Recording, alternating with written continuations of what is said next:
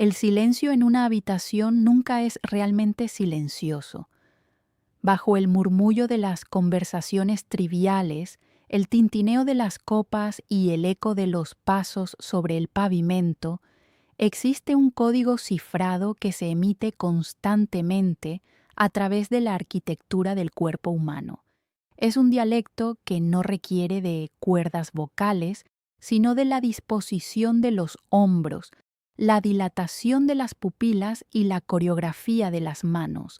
Entender este lenguaje es como recibir de pronto el mapa de un tesoro que siempre estuvo frente a nosotros, pero cuyas coordenadas permanecían ocultas por la bruma de la duda. Para Mateo, un arquitecto de mirada analítica pero corazón cauteloso, este descubrimiento comenzó una noche de otoño en la ciudad de Lubina, una metrópoli donde la luz de los faroles siempre parece estar filtrada por una fina película de nostalgia. Mateo se encontraba en una pequeña galería de arte, observando un lienzo abstracto, cuando Elena, una restauradora de antigüedades con una sensibilidad aguda para los detalles invisibles, se acercó a él. En ese momento, comenzó una lección magistral sobre la psicología del deseo no expresado, una danza de señales sutiles que separan la simple amabilidad de la atracción genuina. La comunicación humana es un iceberg. Las palabras son solo la punta visible, mientras que la verdadera intención yace sumergida en el vasto océano del comportamiento no verbal. En el contexto de la atracción femenina, estas señales suelen ser mucho más matizadas y estratégicas que las masculinas. No se trata de grandes gestos teatrales, sino de micromovimientos cargados de significado biológico y psicológico.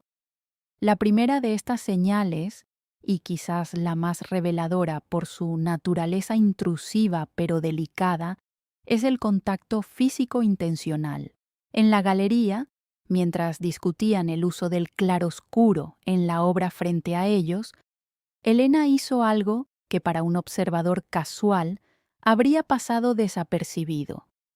Mientras señalaba una pincelada específica, su antebrazo rozó ligeramente el de Mateo. No fue un choque brusco ni un tropiezo accidental. Fue un deslizamiento suave, una fracción de segundo en la que la barrera del espacio personal se disolvió por voluntad propia.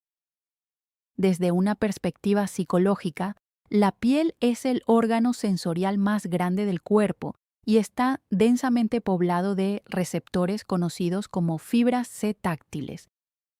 Estas fibras están diseñadas específicamente para detectar el toque social y emocional, enviando señales directamente al sistema límbico, la región del cerebro responsable de las emociones y la recompensa. Cuando una mujer utiliza el contacto físico de manera intencional, está realizando una prueba de proximidad. Es una forma de evaluar la química biológica sin comprometerse verbalmente.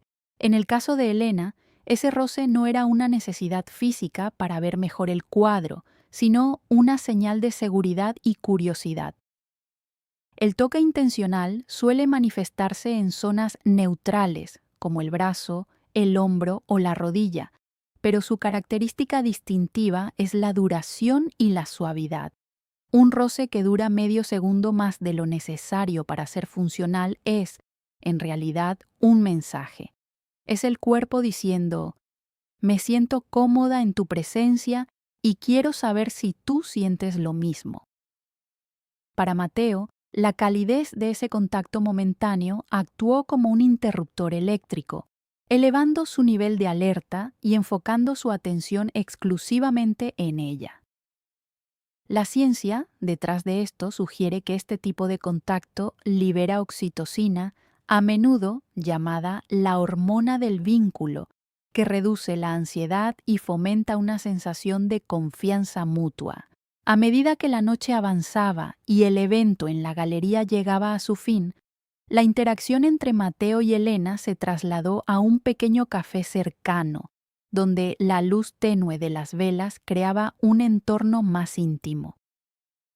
Aquí fue donde entró en juego la segunda señal, una de las herramientas más poderosas del repertorio humano, el poder de la mirada.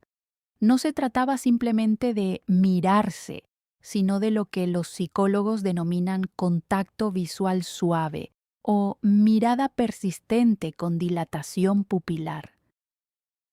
Mientras compartían un café, Mateo notó que Elena no solo lo miraba mientras él hablaba, sino que su mirada tenía una cualidad líquida y profunda. Sus ojos no saltaban ansiosamente de un lugar a otro, sino que se anclaban en los de él, creando un puente invisible que excluía al resto del mundo. La mirada es el espejo de la activación del sistema nervioso autónomo. Cuando nos sentimos atraídos por alguien, nuestras pupilas se dilatan de forma involuntaria, como una respuesta de la dopamina en el cerebro. Este fenómeno, conocido como midriasis por interés, es casi imposible de fingir. Además, existe un patrón específico en la forma en que una mujer mira a alguien que le atrae, el triángulo de la mirada. Elena movía sus ojos desde el ojo izquierdo de Mateo al derecho, y luego bajaba brevemente hacia sus labios, antes de volver a subir. Este ciclo se repetía con una cadencia hipnótica. Desde el análisis psicológico, este comportamiento indica un deseo de consumir visualmente al otro, una búsqueda de microexpresiones que confirmen la reciprocidad. El contacto visual prolongado rompe las defensas psicológicas. En términos evolutivos, mirar fijamente a alguien es un signo de amenaza o de apareamiento. En un entorno seguro y relajado, el cerebro descarta la amenaza y se sumerge completamente en la posibilidad de la conexión. Para Mateo, ser el objeto de esa mirada no era solo halagador, sino que generaba una sensación de vulnerabilidad compartida. Era como si, a través de sus ojos, Elena estuviera explorando su arquitectura interna, buscando las vigas y los cimientos de su personalidad. Sin embargo, la señal más sofisticada y a menudo la más malinterpretada es la creación de espacios privados. No se trata necesariamente de ir a un lugar solitario, sino de la manipulación del entorno para generar una burbuja de exclusividad. A mitad de su conversación en el café, el lugar comenzó a llenarse de gente ruidosa que salía de un teatro cercano. Elena, con una maniobra elegante, sugirió que se movieran a una mesa en el rincón más alejado, cerca de una ventana que daba a un jardín interno oscuro. Al hacerlo, no solo buscaba silencio, sino que estaba estableciendo un perímetro. En la psicología de la proxémica, el estudio de cómo usamos el espacio, este movimiento se conoce como aislamiento selectivo dentro del grupo.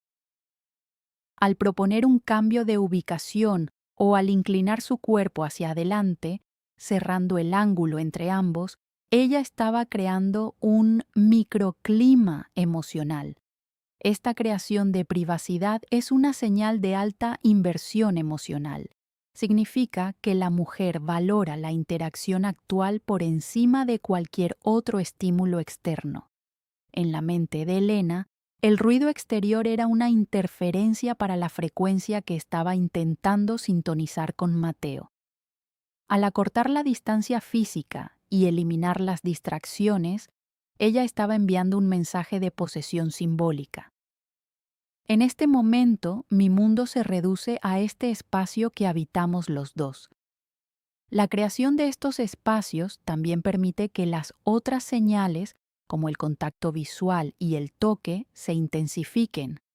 Es el escenario perfecto para que la vulnerabilidad florezca. Mateo observó cómo ella acomodaba los objetos sobre la mesa, las tazas, las servilletas, apartándolos hacia los lados para que no hubiera barreras físicas entre ellos. Este gesto de limpieza de obstáculos Es un indicador subconsciente de apertura total. No hay escudos, no hay muros, solo el deseo de una proximidad sin restricciones. La importancia de estas señales radica en su capacidad para reducir la ambigüedad, pero requieren de un observador consciente para ser efectivas. La conciencia de estas dinámicas no debe confundirse con un análisis frío o mecánico, sino más bien con una sintonía fina. Para Mateo, darse cuenta de que Elena estaba tocando su brazo con intención, de que sus pupilas estaban dilatadas bajo la luz de la vela y de que ella había orquestado activamente su aislamiento del resto del café, cambió por completo su respuesta emocional. La confusión, ese estado paralizante de no sé si le gusto, se transformó en una certeza serena. Esta transición es crucial porque permite que la respuesta del hombre sea proporcional y respetuosa.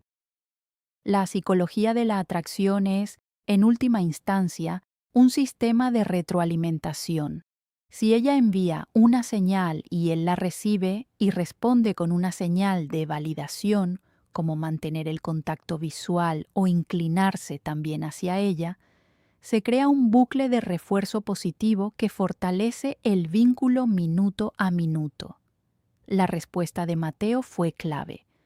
Al reconocer el contacto de Elena, él no se retrajo, sino que permitió que su propio cuerpo se relajara, comunicando reciprocidad. Al notar la mirada de ella, sostuvo el contacto visual con una sonrisa leve, demostrando que estaba presente y disponible. Y al aceptar el movimiento hacia el rincón privado, validó el deseo de ella de profundizar en la conexión.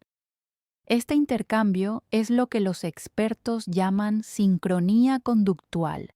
Cuando dos personas se atraen, tienden a imitar los gestos del otro, a igualar el ritmo de la respiración y a sincronizar el tono de voz.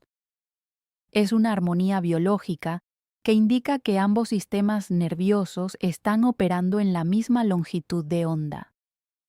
A medida que la noche en Lubina llegaba a su fin, el camino desde la galería hasta el café y finalmente hacia el paseo peatonal bajo los árboles de jacarandá se convirtió en un testimonio del poder de lo no dicho. La atracción no es un evento súbito, sino un proceso de acumulación. Es la suma de 1000 pequeños momentos en los que el cuerpo dice lo que la boca aún no se atreve a pronunciar. Mateo comprendió que la claridad no proviene de esperar una declaración formal de intenciones, sino de aprender a leer las notas a pie de página de la interacción humana. Elena, a través de su toque, su mirada y su manejo del espacio, había escrito un ensayo entero sobre su interés sin haber usado una sola palabra romántica. El análisis psicológico nos dice que estas señales son universales pero se manifiestan con matices individuales. Mientras que para algunas mujeres el toque puede ser más audaz, para otras la creación de privacidad puede ser su herramienta principal. Lo que permanece constante es la función de estas señales. Son puentes construidos sobre el abismo de la incertidumbre social. El miedo al rechazo es una fuerza poderosa que a menudo nos impide ser directos. Por lo tanto, el lenguaje no verbal actúa como un mecanismo de seguridad. Permite a las personas explorar el terreno antes de dar un paso definitivo. En la historia de Mateo y Elena, estas señales fueron los peldaños que les permitieron subir desde la cortesía hacia la intimidad. Al final de su encuentro, mientras caminaban hacia el lugar donde se despedirían, ya no había dudas. La tensión que existía al principio, una tensión cargada de preguntas, se había resuelto en una conexión palpable. El conocimiento de estos tres pilares, contacto, mirada y espacio, no es solo una ventaja táctica en el mundo de las citas, sino una forma de respeto hacia la complejidad de la comunicación femenina. Al prestar atención a lo sutil, honramos la forma en que el otro elige expresarse. Mateo se dio cuenta de que la verdadera maestría en las relaciones no consiste en ser un gran orador, sino en ser un observador excepcional. La conclusión de esta danza invisible es que la atracción es un diálogo constante, incluso en el silencio. Cuando una mujer decide invitar a un hombre a su espacio personal, cuando sostiene su mirada más allá de lo socialmente requerido y cuando busca el contacto físico de manera deliberada, está abriendo una puerta. Cruzar esa puerta requiere que el hombre sea capaz de verla. La transformación de Mateo, de un observador confundido a un participante conectado, es el viaje que todos emprendemos cuando decidimos dejar de escuchar solo con los oídos y empezamos a observar con la mente y el corazón. La historia de esa noche en la ciudad de Lubina terminó no con una despedida, sino con la promesa implícita de un nuevo comienzo, cimentada no en lo que se dijeron, sino en todo lo que sus cuerpos ya habían acordado en la penumbra de la galería y el calor del café. La arquitectura del deseo es compleja, pero para aquellos que aprenden a leer sus planos, el resultado es siempre una estructura de una belleza y solidez incomparables. La atracción, después de todo, es el arte de hacerse comprender sin necesidad de romper el hechizo del silencio. En el gran esquema de la psicología humana, estas interacciones son las que dan color a la existencia. Sin la capacidad de leer y emitir estas señales, nuestras relaciones serían funcionales pero vacías de esa electricidad que define el inicio de algo especial. Mateo y Elena son el ejemplo de cómo la atención plena y la sensibilidad hacia los matices no verbales pueden convertir un encuentro fortuito en una experiencia transformadora. Al final del día, el lenguaje de la atracción es una invitación a la vulnerabilidad, y entenderlo es la clave para responder a esa invitación con la elegancia y la profundidad que merece. La próxima vez que te encuentres en una habitación llena de gente, recuerda que el mensaje más importante probablemente no sea el que estás escuchando, sino el que se está escribiendo en el aire a través de un roce, una mirada o un paso hacia tu mundo privado.